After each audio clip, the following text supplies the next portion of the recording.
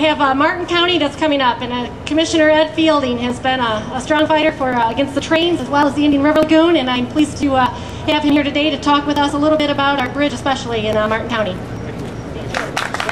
Thank you very much. Sometimes, with everybody that's stayed here, I'm sure you're aware that we have enormous difficulties with this. We think that this will destroy Martin County because it will close down our bridge. Their number is 9.8 hours out of 12. We have 250 boats that try to get through that bridge now every day. That's going to close that down. What it's going to do is affect property values because ours is a water access community. So it will certainly affect property values for water access. Our real estate values are all associated with those waterfront values. So it's going to be very detrimental for all those values. Here are a couple of things we can do today. Here's what we can do today.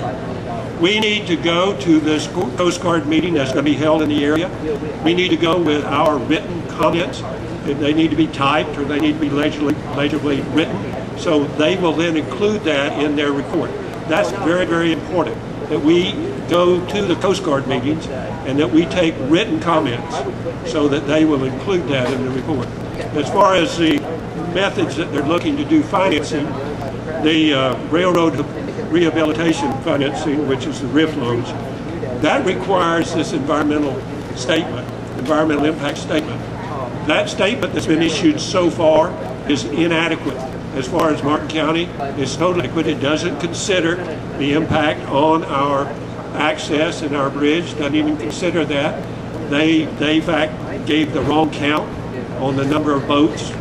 We worked with FINE, Florida Inland Navigation District, and over the past several months we've actually done a count with cameras. So that's incorrect information. They discount any impact that this number of trains will have on our communities next to the tracks. It discounts any effects that this might have on downtown Stewart. So this is very inadequate just for Martin County, probably for your areas as well. The railroad rehabilitation financing, well, it probably is the more vulnerable avenue for us to be able to object to because it does require this EIS, this environmental impact statement. The other, the private activities bond, really is more difficult for us to find pinpoint areas to address because there's no financial liability to those counties or agencies that sign on for permission. It does allow this lending to be without collateral, so they don't have to put up any collateral. They and U.S. DOT determines the eligibility, and eligibility is pretty well already determined. The IRS has a list of those kinds of projects that are allowed. This is one of those projects, so the eligibility is pretty well determined. Our problem is that anybody, the states or the counties or even local agencies, could be the conduit these bonds are handled. So it's a very difficult for us. But here's the pinpoint. And when you look up the IRS information about these bonds, when they're approved through a local government, when other local governments are affected by that project, they may also have the right to give approval. So that's y'all, that's us. We may have those rights to give approval. I don't think approval will be given through Martin County, probably not through Indian River County. So we might have that, but otherwise these private activity bonds are extremely beneficial for the borrowing that would be accomplished by all board. So those are some things that we can do. And this Coast Guard is important to us with the environmental impact statement. They're very important to us about that. But if they go with the PAM, with the private activities bond, no Coast Guard impact statement is written. That is a very detrimental aspect of this. So that's for their advantage. That would be very harmful to us. So we need to go to the Coast Guard meetings. We need to go to the EIS meetings. We need to have written comment. We need to keep contact with Federal Rail Authority, Mr. Winkle, We need to keep him aware of all of our concerns and send him emails. We become more aware too of this private activities bond and less push that's probably primarily through federal rail authority, that we can go there and demand that they allow these other counties that will also be impacted to have a say on whether this is effective or not. Thank you, ma'am. Thank you, Commissioner Fielding. Appreciate you coming down here today. And we have our final speaker today. It's Mayor of Stuart, Troy McDonald. And I thought it was really good for everybody to hear from him. We mentioned earlier about the camera counts on the St. Lucie Bridge. Well, Mayor McDonald was the elected official from Martin County that went down to Miami at the Florida Inland Navigational District meeting, and he lobbied for us to be able to get that camera, and we really appreciate that. And it's an important piece of data today because it disputed the facts that All Aboard Florida put forth in that EIS. So with that, I'd like to introduce Mayor Troy McDonald. Thank you, Casey. Let's give Casey and everybody here today a big round of applause. This is, Casey and the folks at the Inlet, it's a lot of work to put an event like this together, and it's important. If we don't have events like this, people are not going to understand what is going on, and there's a lot happening. Now, one of the things about speaker is everybody's already kind of said everything, but at the same time, I'm not going to bore you and go over everything again, but I'm just going to highlight a couple things. One of the things we've heard today is it's all about freight. Absolutely. We've also probably heard it's all about real estate. Absolutely. It's all about the RIF loan so they can upgrade the track so they can have more freight. Absolutely. It's all about all of these things.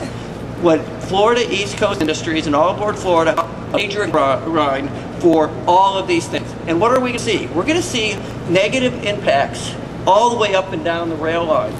We're going to see them in Stuart. We're going to see them in Fort Pierce. We're going to see them in St. Lucie Village. We're going to see them in Sebastian.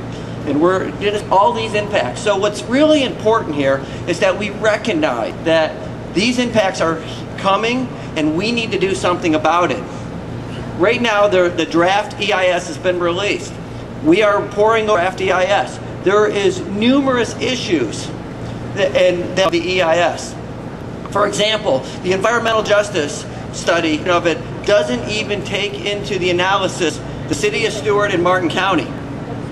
Why is that? The city of Stuart is one of the communities in the rail line. Why is it not covering that? Why is that not even considered in the analysis? I have a big concern. Casey mentioned the boats. Their study shows average of 153 boats a day. I think that was the number, and I think it's around. We showed just in the first 53 days of our study it's approximately 243, I believe. Why is there such a discrepancy? The draft EIS said 95 boat slips in Martin County. We just completed an extensive waterways plan that shows 2,200 boat slips. So these are things that need to be addressed.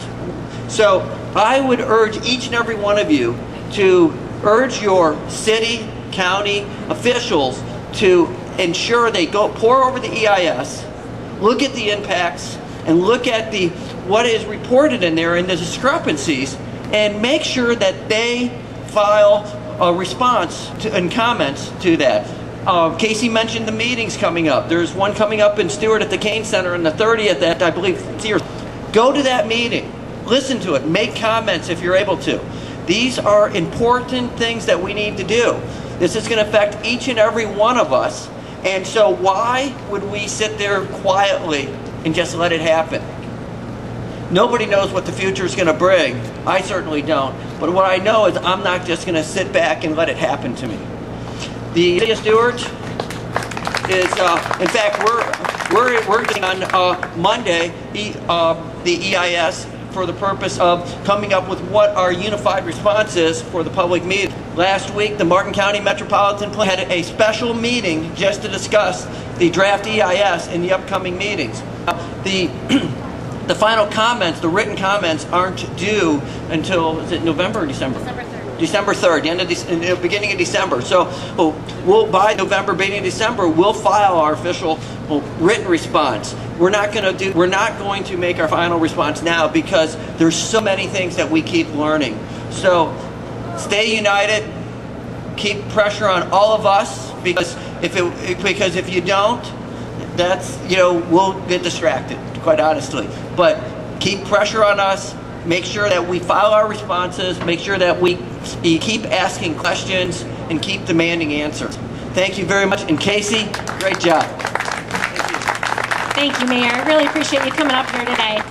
And just in conclusion, I had to write a conclusionary statement, so please bear with me on this. I want to all for coming out here today. I know it's hot and it's a beautiful Saturday afternoon. We could be out on the water, but as Troy said, this issue is going to impact us probably more than any other issue we've seen, and it'll impact our future generations. We need to stand up and say no today, especially thanking all of you as well as the volunteers, and of course again the Inlet for hosting this beautiful location and helping us advertise this today and providing the food and drinks. So please don't forget to stop and stay afterwards for the after party with the band. So I just want to remind you to please stop by the table, please sign the petition if you haven't, and pick up those cards for the FRA meetings. I also want to thank everybody who's already taken time to sign it, for your donations, for sending your letters and your emails, and some of you have just appreciation and encouragement.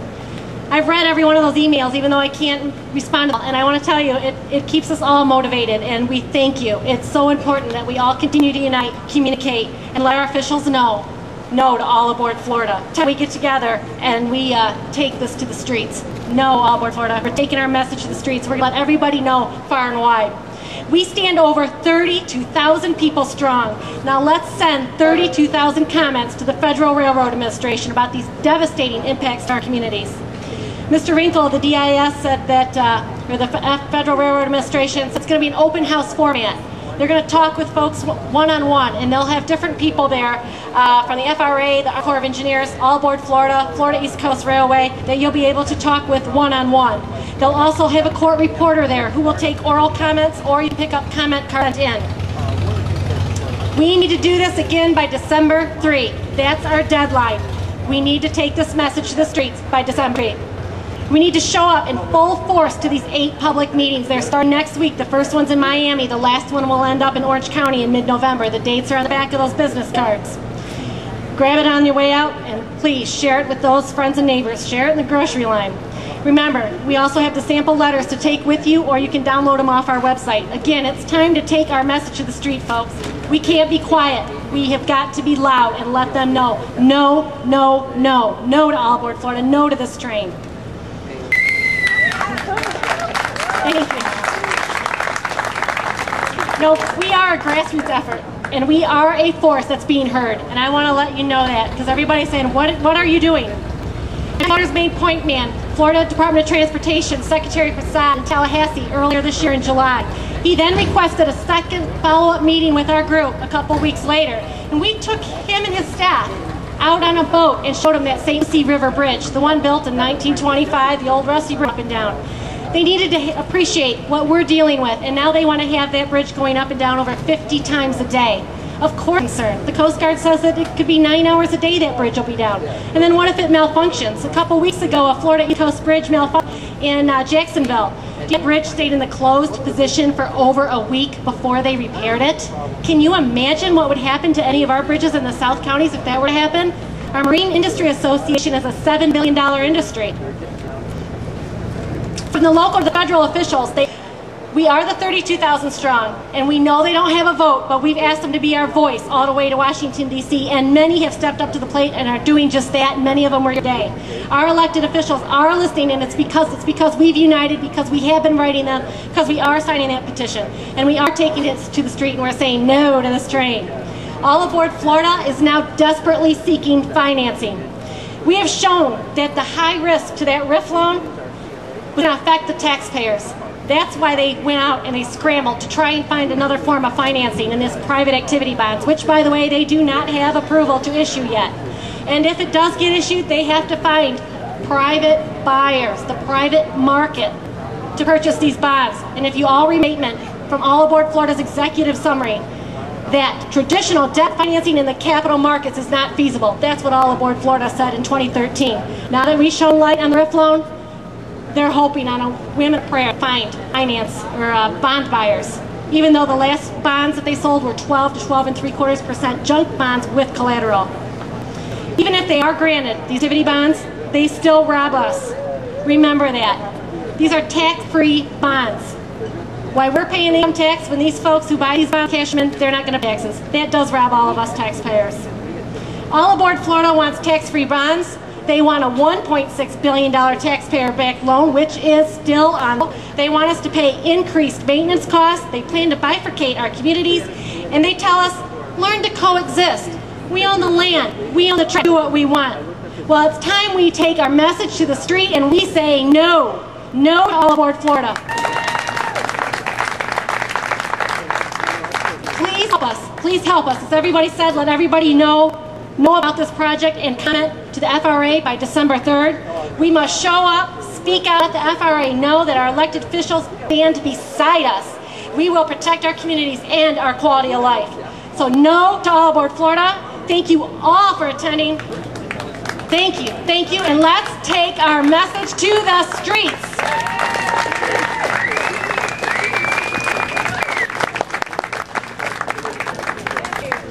Thank you all.